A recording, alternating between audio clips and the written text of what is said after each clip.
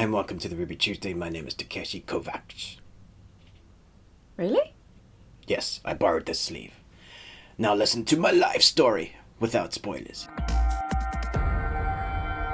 Season 2 of Altered Carbon finds Takeshi Kovacs, the lone surviving soldier of a group of elite interstellar warriors, continuing his centuries-old quest to find his lost love, Kilchrist Falconer. It's been quite a while since we've seen season 1 of Altered Carbon. More than a year, almost 2, I think. So it would be understandable if you've forgotten most of what's happened in season 1. I would say that season 1 finished with a complete arc. Basically, there was a completion in its story, although there are obviously many stories that can still be told in this world because it's based upon the much-loved books, and there's a few more. So they've got more, I guess, inspiration to kind of adapt it to the way they want to tell the story. And if you know anything about the diehard fans from season 1, there were a lot of fans that didn't like the way they put to screen their, I guess it's a character that they really love. I, for one, love season 1. I really loved Joel Kinnaman, who played Takeshi Kovacs, however you pronounce his name. I really like his acting, but for that, the way he acted was just perfect. So now we have season 2. It's shorter, 8 episodes. Personally, we struggled to get into season 2. We found that it really took a really long time to kind of get going. And I think we also really struggled with the new sleeve.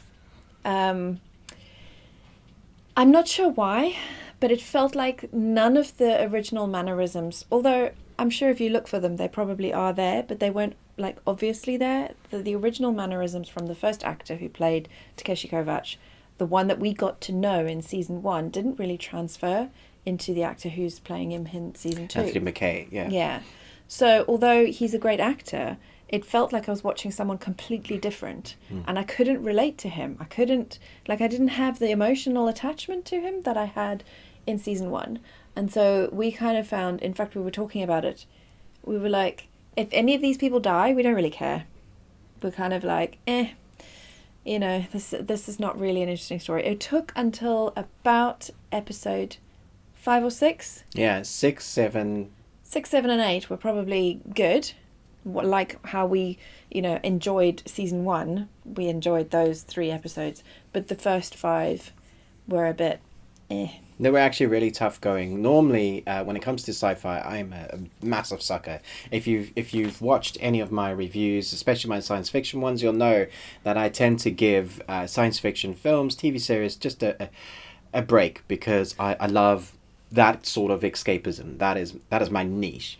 And so for me to be standing here saying that it took so long for me to get to grips, to understand what they were trying to do with it, to really even care about any of the characters, when in season 1 I spent 8 episodes loving every single character from minute 1. It was so bingeable. Yeah. You wanted to know what was going to happen every single episode that flowed. Well, for me, I did, and I think you did as well. Yeah. This one, I was clock watching. I was waiting for episodes to finish, and that's not to say that the production scale isn't as good as it was. Yeah. It looks good. The characters are interesting.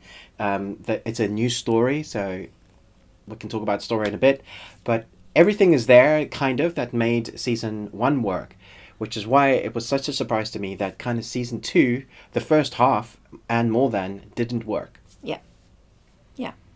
And I think you want to talk about story, but without giving spoilers, and that's going to be really difficult because I think there are quite a few plot reveals along the way, and so we don't want to ruin it for anybody. We don't want to spoil it. But I think for me, and I think you'll maybe understand this when you get to the very end, the moral issues that have been raised in this season actually complicated the story so much for me that I actually felt like I didn't want anybody to win. Yeah. Yeah. It was like one of those situations where you're like, you know what, you're all bad guys. Just stop it. You're all bad. I don't like any of you. So maybe we can discuss that in a couple of weeks, like once everyone's spoiler review, spoiler chat. Yeah. Spoiler chat. Once everyone's had a chance to watch it and decide how they feel about it, maybe we can chat about that. Yeah.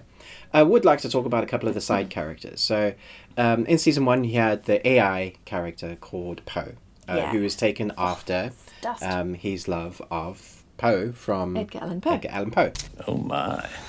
And there's this book, and this whole character revolves around that. And then you saw kind of what happened to him at the end of season 1. Without doing spoilers, his character is interesting in this. For me, I actually think he was my favorite character in season 2. The journey that this character goes on, it's a very broken character, and you are, for me, it's not an underdog story. It's just a very messy character, and you love to see what he's going to do next, how he's going to do it next. And because he's not real, there's this Geppetto kind of storyline with Pinocchio. He wants to be a real boy and wants to experience what it means to be human. He also has this undying love to be of use. And so if you can imagine you are this AI that is no longer of use, then what is your world? And so his storyline is intertwined into this second season. And I was really enjoying, every time he was on screen, I was really enjoying what was going on with him. If you're comparing fight sequences, there's the non-gravity fight sequence that I remember being so powerful, and there are multiple hallway fight sequences with Takeshi, especially in his training.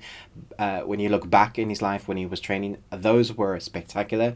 Are you talking season 1 Season now? 1, yeah. Right. You don't get as many in season 2. They've held back a bit on the hand-to-hand combat. When you do get them, they are good, and there was a couple of times when I went, that's a great sequence. There's a particular sequence where Takeshi has to fight a number of armed people, and I don't think that would be doing any spoilers because that happens all the time. That's going to happen. But the way they show the choreography. But I have to say, for me, Anthony Mackie wasn't as believable in his ability to fight as Joel Kinnaman. But when it comes to the female leads, I thought they were very strong in their abilities. When you see them fighting, and there's a few in the series, they fight with different styles, because one's more of a bounty hunter. I'm sure you can look on IMDb who the characters are. One's more of a kind of a hands-on fisticuffs, more of a if you think Star Wars and you're thinking like a rebel, that's the sort of fighting sequence I can imagine that this person does. Good, but not as conditioned as, say, a martial artist. And the female martial artists that are portrayed in this series, they have to deal with really complex choreographed moves, especially indoors, outdoors, jumping over things, using multiple different weapons like Krav Magas all integrated into the fighting. And I rarely believed it. There are some series or shows where you see the main protagonist, the female protagonist, and you just don't believe that they can fight. And that just takes the fun and joy out of it. But if your character holds their own and you really feel like, wow, that punch, if it hit me, I would die. Yeah. And you get that. And I was really enjoying that aspect of it. So this time you don't get to see multiple locations. However, what they have created is very detailed. It's not something that they make shine. They kind of just keep it in the background. So all the background is in the background. There are a few locations that are really beautiful and really unique. One particular thing that you will notice when you touch it had a little bit of a reminder of Pandora. Yeah. Actually.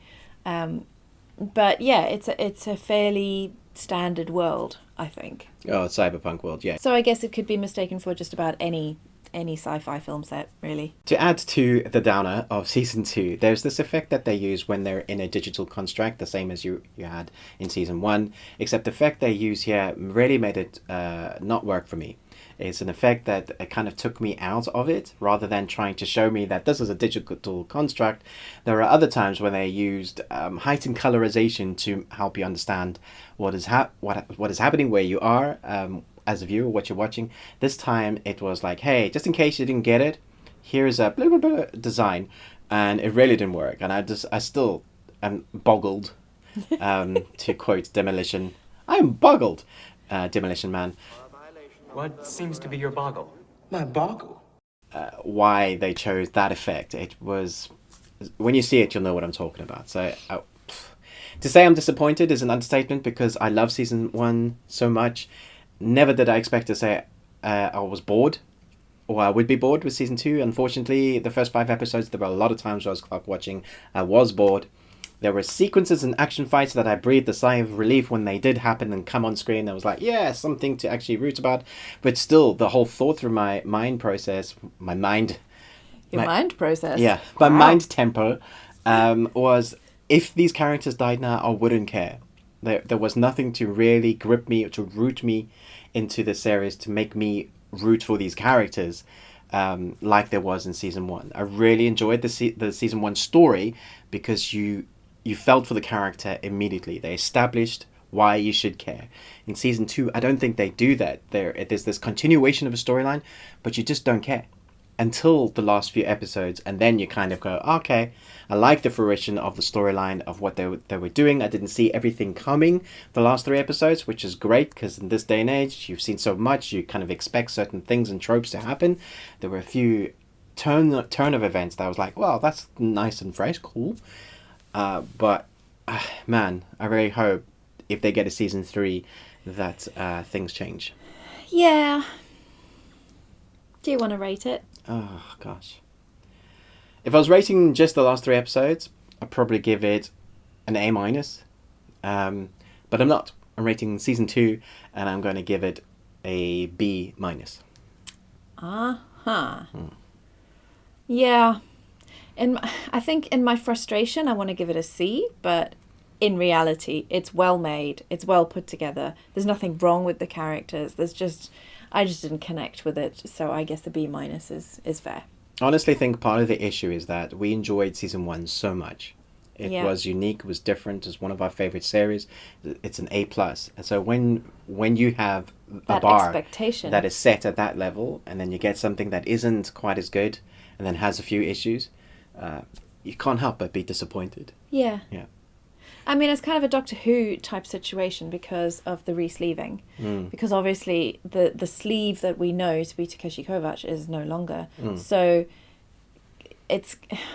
You have to get used to the new sleeve, the Yeah. new Doctor. It's like the new Doctor. And you know, every single time they do that in Doctor Who, they lose a whole load of fans and gain a whole load of new fans. So maybe people who are not so invested or haven't really seen Altered Carbon 1 will look at this, stumble across it and go, wow, this is really interesting, this is amazing, you know, and love it as much as we did season 1. I hope that is the case. I hope so. I really like Anthony Mackie as an actor. I think he's great. I love him in the MCU. I've seen him in various other things where I was interested in seeing him in this role. I liked him in Black Mirror. There was an episode there. I thought he did really well. So I thought he was going to do great in a cyberpunk. And it's not that he didn't do great. It's just that he didn't do as great. And I don't even think that it's possibly his Yeah, I don't problem. think it's his I fault. think it was partly the story and the directing. If you can't bring out from your actors the emotional capabilities to show to your people on screen, or your people watching the screen, then you've lost the audience. So Yeah. people on screen. Your people on screen. That's us. Yeah. So Okay, we should probably stop now. we should probably stop. Yeah. We could probably moan about it all day. We You can see could. that we're upset about it. Moany. Moaning Myrtle. Yes.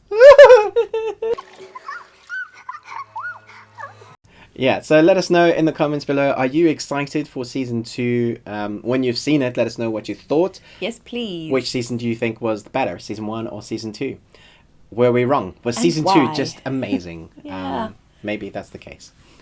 But I really We're struggled. open to being wrong. No. I am. Yes, we are often wrong, so Yeah. yeah. Can you believe that? No. No ways. Thanks so much for watching this. If you're still watching, congratulations. Wow. Yay. Well done. But until next time, remember, Live long and Tuesday.